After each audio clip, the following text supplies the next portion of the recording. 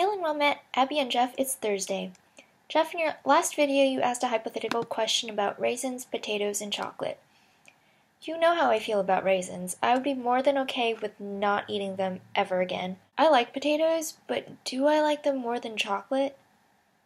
Methinks not. So I guess that's my answer. I would choose raisins to never eat again, potatoes to eat once but in all its forms, and chocolate to eat forever. So that wasn't so difficult. I think the harder question is, if you could never eat either cheese or chocolate again, which would you rather pick?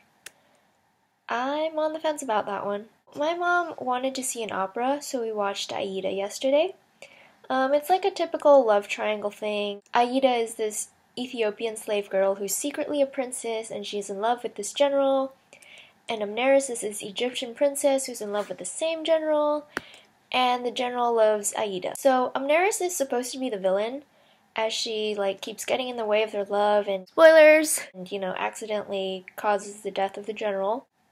But I actually liked Amneris better than Aida or the general, which got me thinking, why do people like a good villain?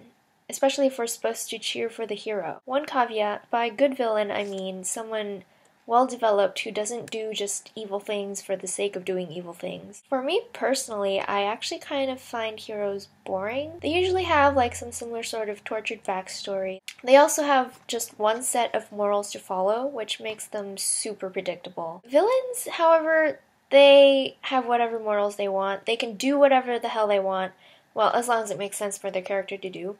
So you have a lot more interesting potential to develop with a villain. The freedom they have and the choices that they can make are pretty appealing. Some other reasons might be that it's right and socially acceptable to be on the hero's side, but the villain appeals to that dark underside of humanity that people are usually taught to deny. With a villain, you could vicariously enjoy things that you would not be able to do in real life. Also, prohibited things just tend to be more enjoyable, with the whole prohibition movement in the US, people just had alcohol, I think even more than they did before, because it was illegal and super fun.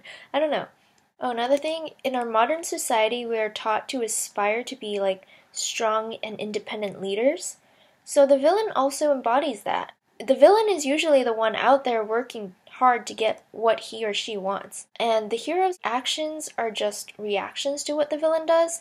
So in a sense, the villain is the go-getter who makes the story happen, since the hero would have nothing to do without a villain to give him or her a purpose. Anyways, Abby, I'll see you on Tuesday, and as always, Tate on!